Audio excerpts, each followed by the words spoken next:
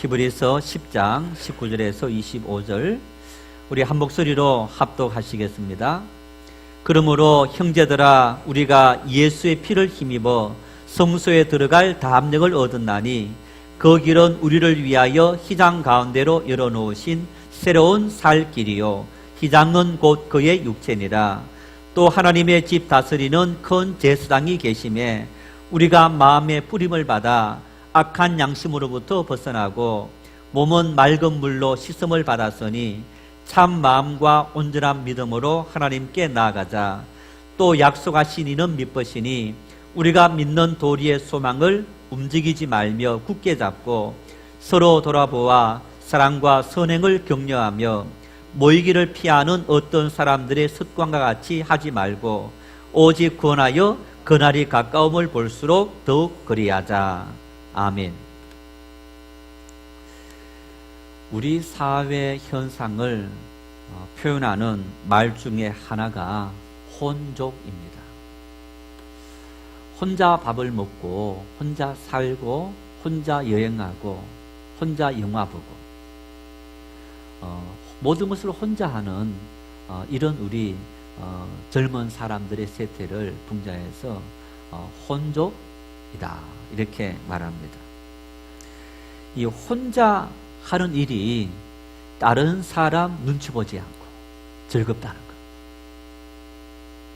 다른 사람 비위 맞출 필요 없이 내 마음대로 자유롭게 살아갈 수 있어서 아무런 부담도 없다. 이런 풍토. 어느 정도 있냐? 우리나라의 1인 세대가 34%가 넘는다고 합니다. 우리 인구의 3분의 1이 혼자 사는 사람들이다. 물론 그 중에는 나이가 들어서 혼자 사시는 분들도 있겠습니다만은 요즘 젊은 세대들이 결혼하지 않고 혼자 편안하게 내 하고 싶은 것을 마음대로 하면서 살고 싶다. 몇 년 전에 저희 큰놈이 군에 가기 전에 유럽을 한번 여행하고 싶다 하면서 혼자 갔습니다.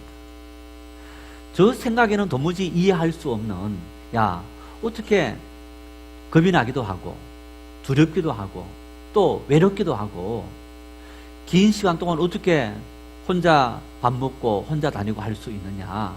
그런데 혼자 하는 일들이 너무너무 아무런 부담감 없다는 거. 같이 어디 여행을 가더라도 같이 쭉 가다가 혼자 시간을 보내겠다. 이 혼족 낌새가 있는 것 같아요. 이런 사회적인 풍토, 이런 분위기가 우리 사회에 굉장히 팽만해 있는 것을 볼 수 있습니다. 장점이 있어요. 경기가 지금 나쁘지 않습니까? 굉장히 경기가 많이 나쁩니다.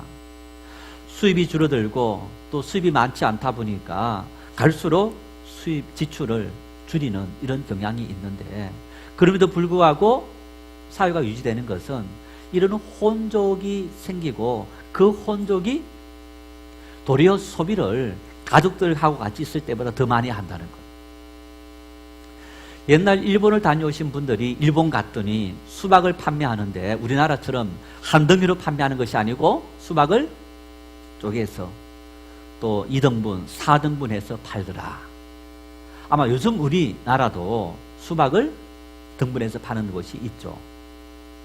혼자 수박을 먹고 싶은데 혼자 한 덩이 다 사놓으면 어떻게 됩니까? 그거 다 먹지 못합니다. 그래서 혼자 사는 사람들이 수박 한 조각을 사갈 수 있도록 그렇게 해놓고 장사가 되는 거예요. 가구도 큰 가구 아니라 작은 집에 나 혼자 살 수 있는 그런 가구를 또 이렇게 나름대로 멋을 또 분위기를 내어서 이렇게 지당하는 그런 어떤 풍토가 굉장히 많이 있으면서 그런 어떤 소비 물가를 이렇게 지탱하는 그런 모습도 볼 수 있습니다. 안 가봤는데 메가박스 영화관에 혼족들을 위한 좌석이 마련되어 있답니다. 여러분 지금 옆 사람하고 같이 앉아 계신 분들 어떻습니까? 옆 사람하고 나하고 옆에 팔을 팔길이 얹어 놓으면 어떻게 됩니까? 부딪히게 되죠. 뭐 가족이라든가 하는 경우에는 좀 부딪혀도 전혀 문제가 안 되는데 전혀 모르는 남자와 여자가 이렇게 같이 팔을 얹으면 어떻게 됩니까? 팔이 부딪혀서 굉장히 건면적습니다. 혼자 영화관을 갔는데 양옆에 전혀 모르는 사람들이 있다. 얼마나 불편합니까? 그래서 혼자 앉아도 옆 사람들하고 팔이 부딪히지 않고 얹을 수 있는 그런 혼자 앉을 수 있는 자리가 마련되어 있다는 거예요. 혼자 살고 혼자 생활하고 혼자 즐기는 이런 사람들을 위한 이런 어떤 풍토가 마련되어 있다. 그래서 과거에 우리라는 전통적인 사고방식에서 벗어나서 이제는 나라는 그런 나의 존재감을 찾는 그런 시대가 되어져 버렸다. 여러분, 이렇게 혼족이다. 나름대로 우리 사회에 끼치는 좋은 영향력도 있지만은 사실은 나쁜 영향력이 참 많은 것을 볼 수 있습니다. 나와 너라는 모든 관계가 단절되어져 버립니다. 그냥 어떤 지나가는 사람을 쳐다봤더니 왜 나를 쳐다보느냐 해서 폭행하고 이런 어떤 분위기도 있는 것을 볼 수 있습니다. 사람과 사람이 함께 살아가면서 서로가 마주 보면서 눈으로 보면서 인사도 해야 되는데 이제는 인사하는 것조차도 겸연쩍고 예민하는 그런 시대를 살아가고 있다는 거예요. 우리라는 그 모든 전통적인 개념이 파괴되어지면서 오로지 나밖에 모르는 그 모습 때문에 생기는 많은 문제들이 훨씬 더 또 많이 생기는 그런 모습을 볼 수 있습니다. 이런 혼족 사회 경향성은요, 우리 교회 공동체에 모이는 일에도 많은 부분 영향을 끼치는 겁니다. 굳이 교회 가서 교회 공동체에 속해서 거기서 간섭받고 다른 사람하고 스트레스 받으면서 그런 관계를 맺기 싫다. 나 혼자 자유롭게 살고 싶다. 결국에는 우리가 믿는 신, 그런 신적인 존재에 대한 신앙조차도 거부해버리는 이런 사회 풍토가 만들어지고 있는 것을 우리가 볼 수 있습니다. 미국의 사회 심리학자 R.P. 콘이라는 분이 이런 책을 썼습니다. 경쟁에 반대한다.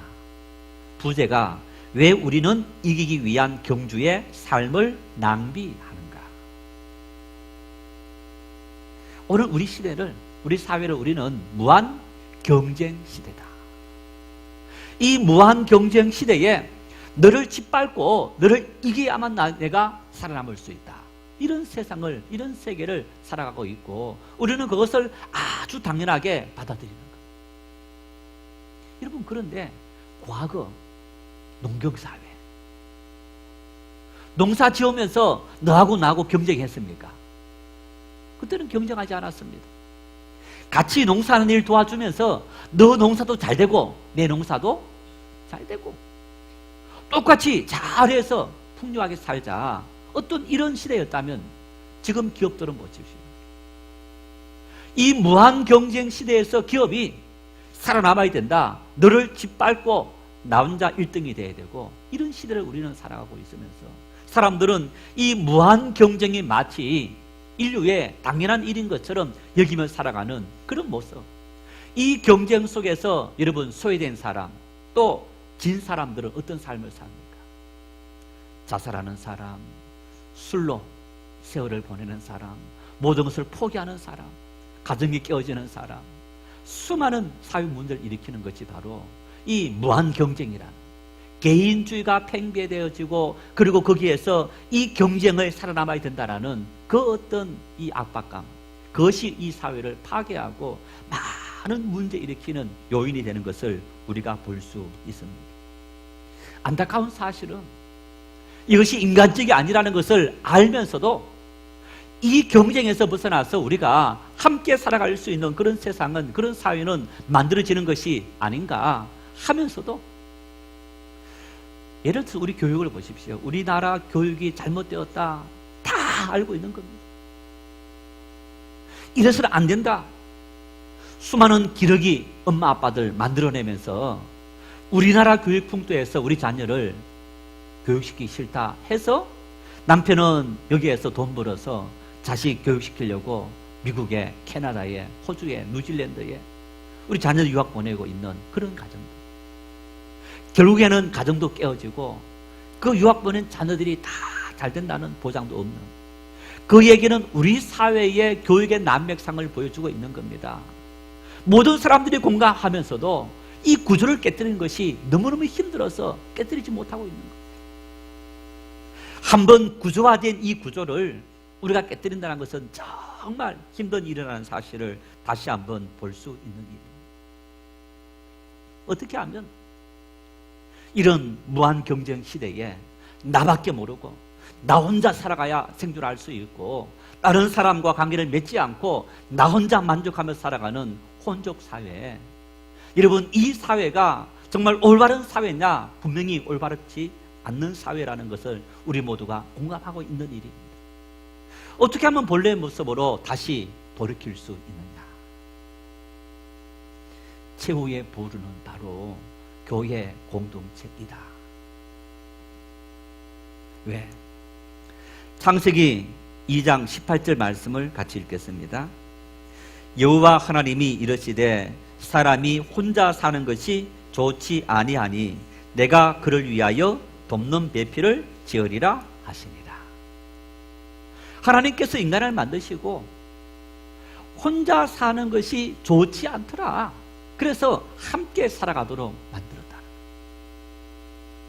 가족이라는 공동체를 하나님께서 만들어 두시고 이 가족이 함께 살아가도록, 여러분 가족이 넓혀지면 뭐가 됩니까? 부족이 되는 거예요.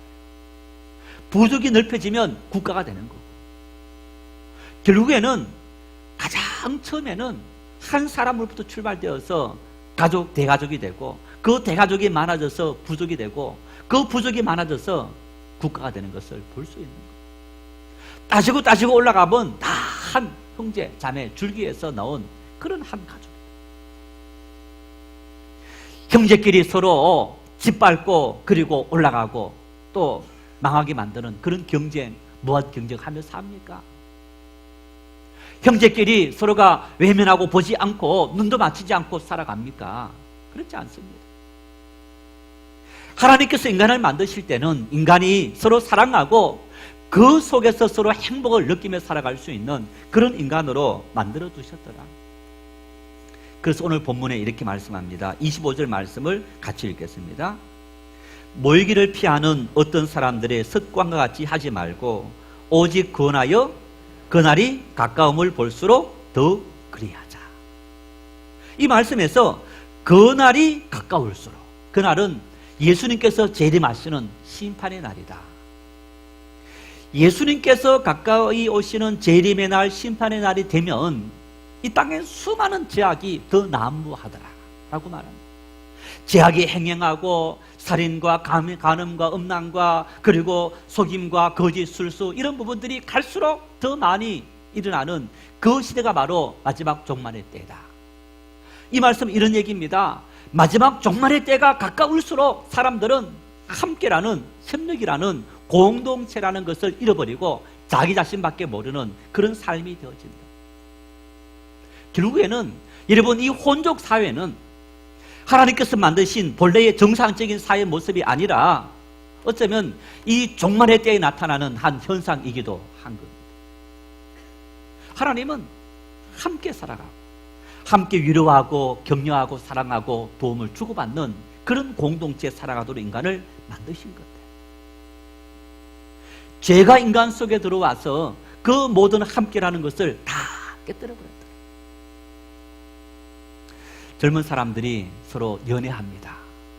여러분 연애하면 어떻게 합니까? 우리 아들이 연애를 하는지 안 하는지 잘 모르는데 보면 늘 늦게 들어옵니다. 누구 친구 만나고 누구 친구 만나고 누구 친구 만나고 만나다가 헤어지기도 하고, 어떨 때 보면 들어왔는데 또 전화 잡고 1시간 2시간을 계속 전화하는 거예요. 분명히 이렇게 눈치를 보면 그냥 친구는 아니고 이렇게 연애하는 친구이기도 한 것 같은데 밝히진 않아서 모릅니다. 젊은 사람들의 모습이 어떻습니까? 좋아하는 사람들 자꾸 같이 만나려고 합니다. 또 헤어지면 이제 같이 집으로 갔지 않습니까? 가면 문자를 보내든지 카톡을 하든지 전화를 하든지 계속적으로 관계를 맺는 거예요. 그런데 이 두 관계에 문제가 생기면 어떻게 됩니까? 그때부터 전화 일절 단절시키고 문자 안 보내고 만나는 것도 안 만나게 되는 것. 모이기를 피한다, 만남을 중단한다는 것은 바로 관계성에 문제가 생겼더라라는 의미인 거예요. 반면에 관계성에 문제가 생기지 않으면 자꾸만 함께 만나려고, 만나는 기쁨이 있고 정말 만날 때마다 행복하고 즐겁다는 얘기입니다. 성품적으로 그런 분들이 있겠지만은 잘 만나다가 자꾸만 누군가가 나를 피한다 그러면요, 지금 저 사람은 나는 아닌데 저 사람은 지금 나와 뭔가 문제가 생겼구나 여기시면 됩니다. 신앙도 마찬가지입니다. 여러분, 어떤 분들이 저 사람 신앙 시험 들었구나, 저 집사님 시험 들었구나, 어떻게 알 수 있습니까? 예배 빠지지 않고 잘 나왔다가 예배를 하나하나 빠지는 거예요. 봉사를 잘 했다가 어느 날 봉사 하나하나 빼는 거예요. 물론 건강의 문제라든가 아니면 다른 문제가 생겨서 중단하는 경우들도 있지만은 많은 경우들은 시험에 들어서 그 봉사를 중단하고 심지어 예배조차 중단시키는 이런 일들이 있는데, 여러분, 그 일들은 바로 시험에 들었다. 그러면 여러분 보십시오.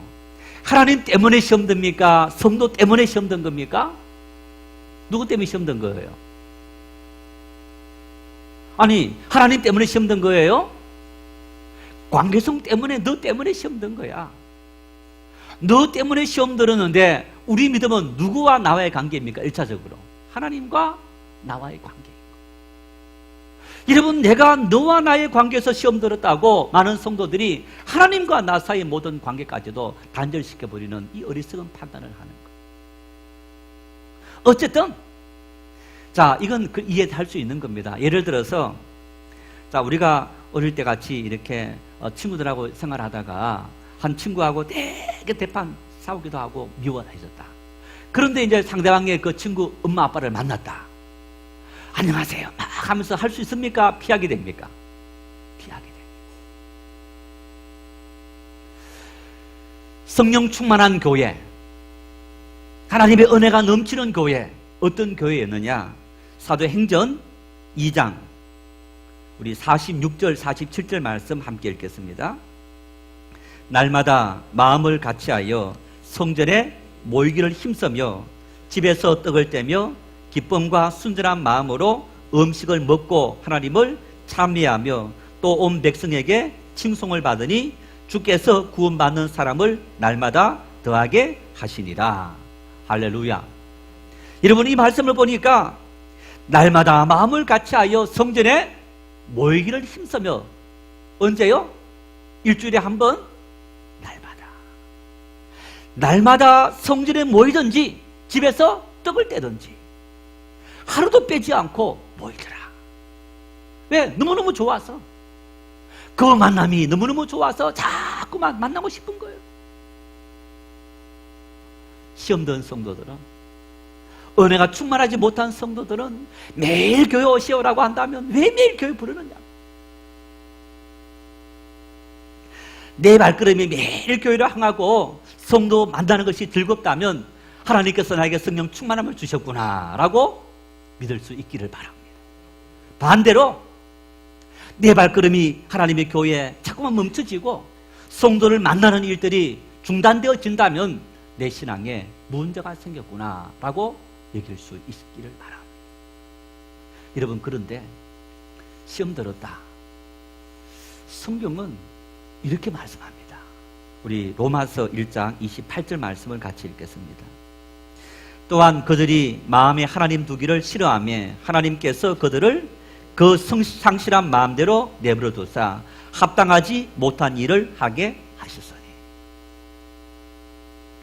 아니, 내가 시험 들었다면 하나님께서 내 마음을 만져주시고 돌이킬 수 있도록 하나님께서 은혜를 주셔야 되는데 그 상실한 마음대로 하나님께서 내버려 두셨더라. 여러분 보십시오. 하나님은 우리에게 구원의 은혜를 베풀어 주었습니다. 베풀어 준 그 은혜를 누가 믿어야 됩니까? 내가 받아들이고 아멘 해야 되는 거예요. 주는 그리스도시요 살아계신 하나님의 아들이십니다. 그 사실을 내 입으로, 내 마음으로, 내 의지로 믿고 고백할 때 하나님의 구원의 은혜가 나에게 임하시는 줄 믿으시기를 바랍니다. 시험 들 수 있어요. 시험 들 수 있는 모든 상황이 생길 수 있습니다. 그 시험 들 수밖에 없는 상황, 여러분 그 모든 것을 내 의지적인 결단으로 물리쳐야 되는 거예요. 거기에 내 의지보다 내 의지와 내 감정이 넘어가서 내 감정대로 시험 든 대로 내버려두고 미워하고 시기하고 질투하고 막 수근수근거리게 되면 누가 손해냐? 내가 손해인 거예요. 내가 시험 들었구나 라고 한다면 회개하고 하나님 내가 이길 수 있도록 용서할 수 있도록 사랑할 수 있도록 하나님께서 나에게 은혜를 주십시오. 여러분 내가 더 열심히 기도해야죠. 더 열심히 찬양해야죠. 더 열심히 봉사해야죠. 그런 중에 하나님은 우리에게 더 큰 은혜를 주셔서 전보다 더 은혜 속에 살아갈 수 있도록 우리의 삶을 인도하시는 거예요. 그런데 우리는요 이런 신앙의 원리보다 세상의 원리대로 살아가는 거예요. 마음에 상처받았으면 누군가가 한 번, 두 번 건면해도 꼭 가지게 됩니다.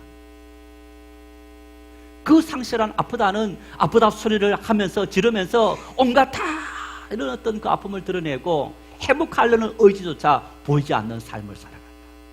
하나님은 이 말씀 속에 내버려두고 합당치 못한 일을 하게 한다라는 얘기는요 스스로가 그 일을 하게 하면서 결국 미워하게 되고 시기하고 질투하게 되고 문제 일으키게 되면서 나 스스로가 상처를 자꾸 호흡하는, 그래서 더 상처가 번져가는 이런 어리석은 일들을 하게 되어지더라.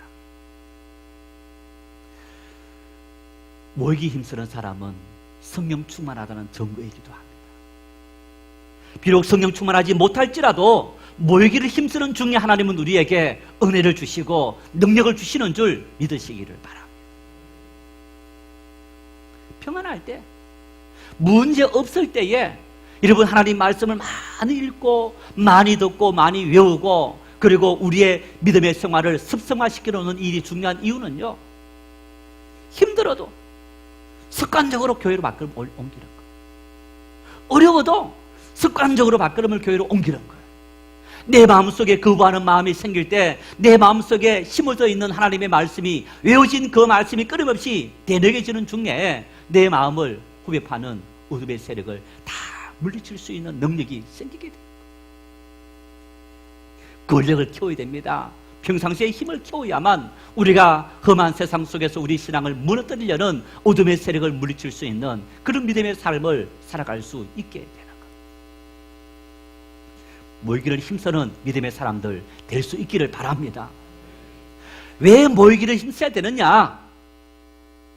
왜 우리가 하나님 앞에 모이는 일들에 열심을 내야 하느냐? 19절 말씀을 같이 한번 읽겠습니다.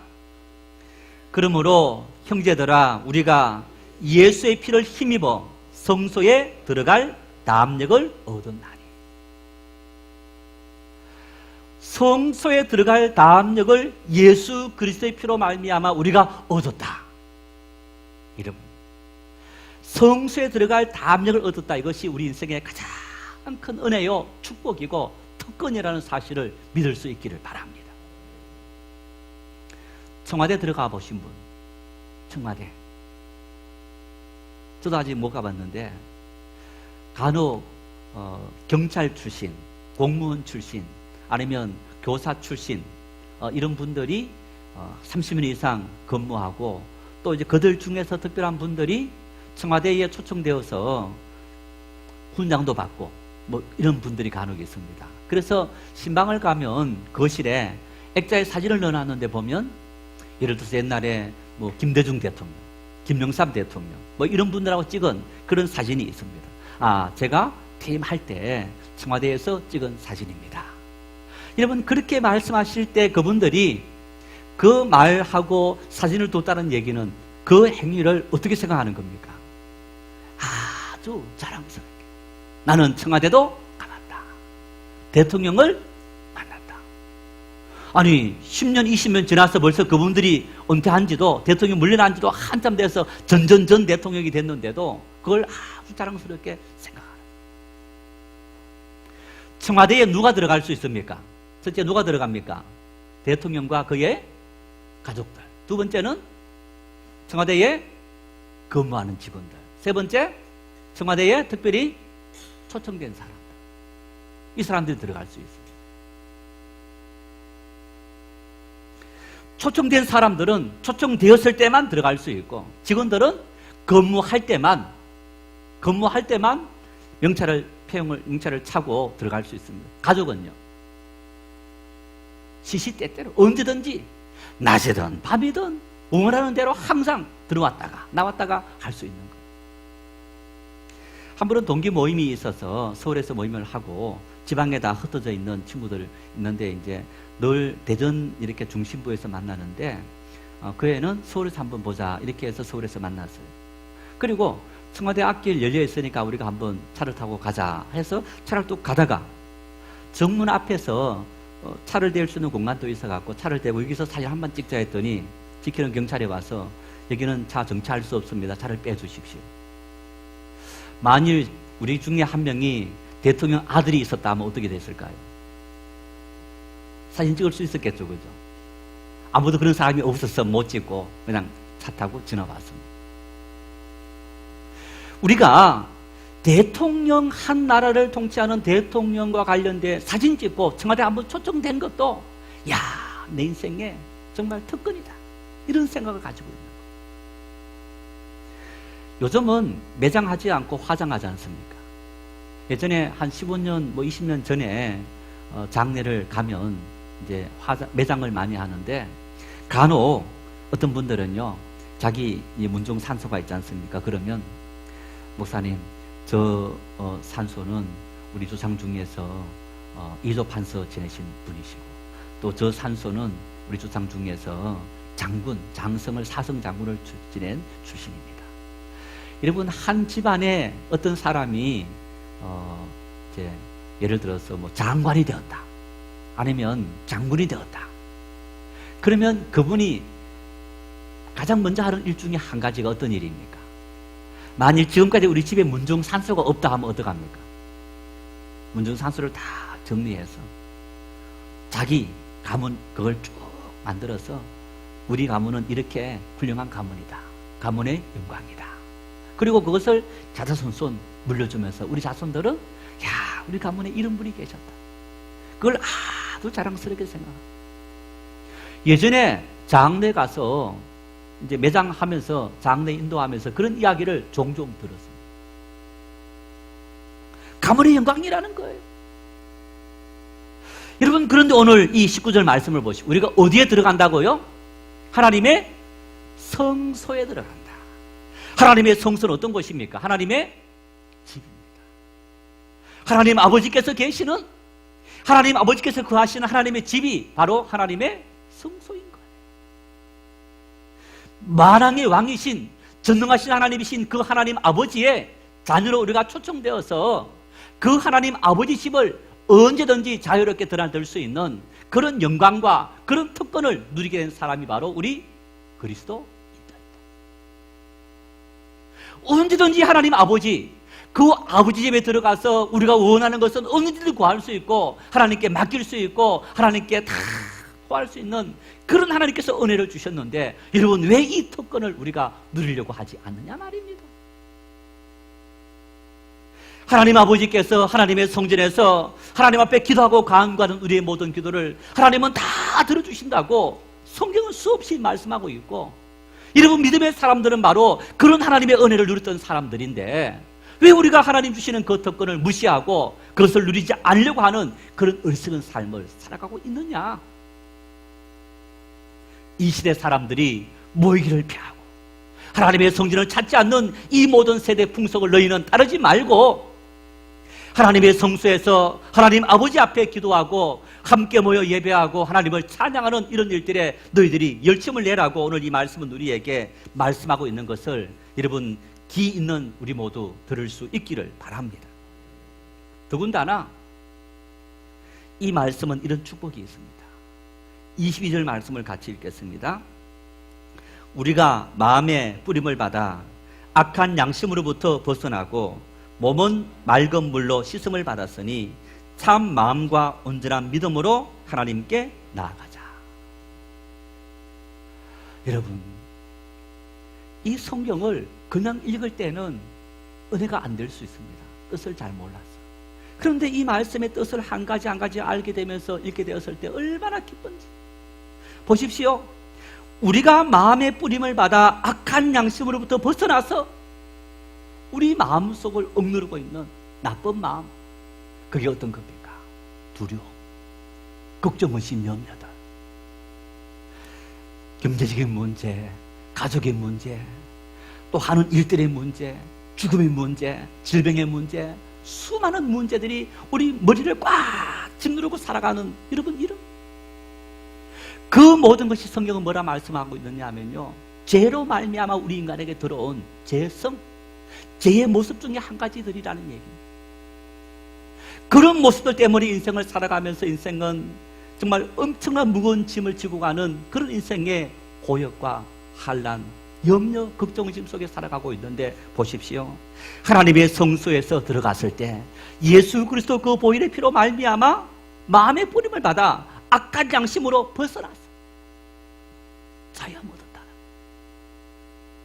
인생의 참된 자유가 하나님 아버지 집에 모여서 하나님을 찬미하고 하나님을 예배할 때 하나님께서 주시는 놀라운 은혜와 축복이 바로 우리를 묶고 있는 죄의 모든 사슬들, 근심 걱정하게 만드는 모든 죄의 사슬들, 그 모든 것에서 우리로 하여금 해방과 자유를 누리도록 만들어주십니다. 돈으로, 명예로, 지식으로 우리 인생을 짓누르고 있는 이 죄의 사슬들, 걱정, 근심, 두려움, 절망 이길 수 있느냐? 이길 수 없는 거예요.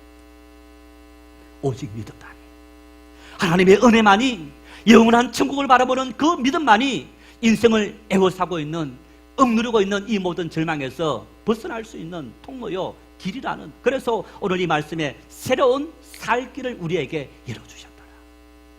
여러분뿐만 아닙니다. 이 말씀에 뭐라 말씀합니까? 맑은 물로 씻음을 받았으니 참 마음과 온전한 믿음으로 씻음을 받았더라. 우리 삶이 깨끗하게 되었더라. 우리를 짓누르는 모든 두려움들이 다 사라지게 되었더라. 우리를 걱정 의심하게 만드는 그런 인생의 모든 문제들이 깨끗이 다 사라지게 되었더라. 누가복음 4장을 보십시오. 예수님께서 이 땅에 오셨는데 가난하게 오셨다.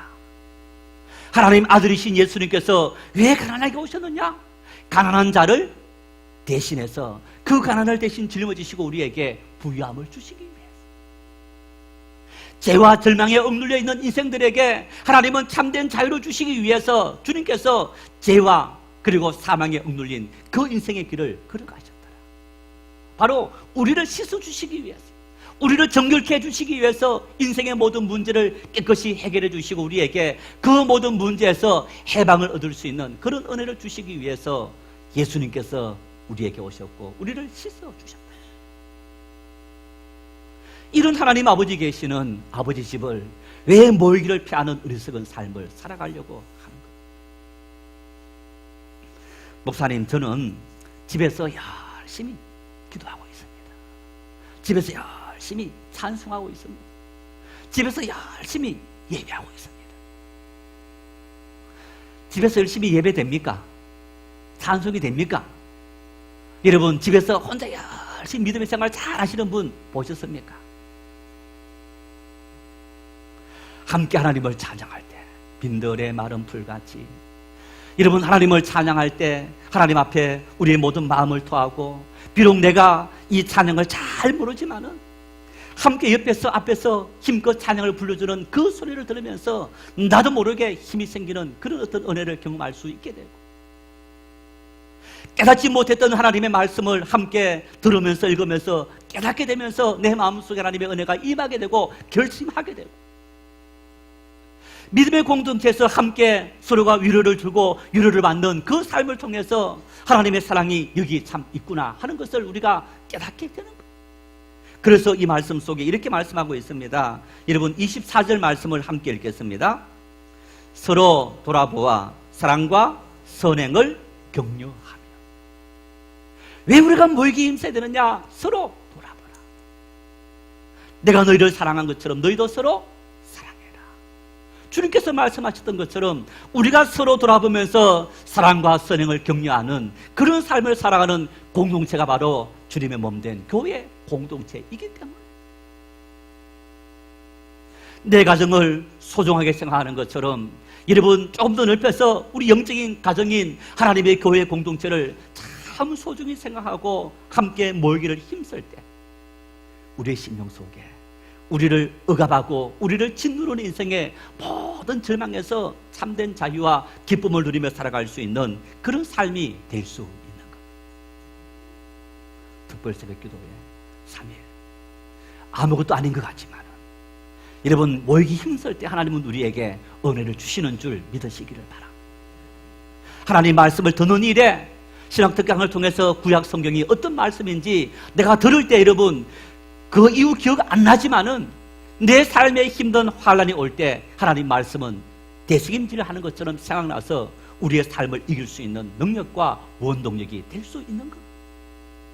하나님의 교회에서 허리 아파하며 힘들어하는 봉사 수고 여러분 그것이 손해보는 것 같지만은 그것이 내 인생의 권력이 되어서 어떤 시련 속에도 넘어지지 않는 하나님 앞에서의 삶의 원동력이 되는 줄 믿으시기를 바랍니다. 그래서 이 믿음의 훈련과 연단 열심히 할 때 하나님은 우리의 모든 삶을 축복하시고 우리의 삶의 지형을 넓혀주시고 더 은혜 속에 살아갈 수 있도록 인도하시는 그 하나님, 이 하나님의 은혜를 우리 평생에 풍성히 경험할 수 있기를 바랍니다.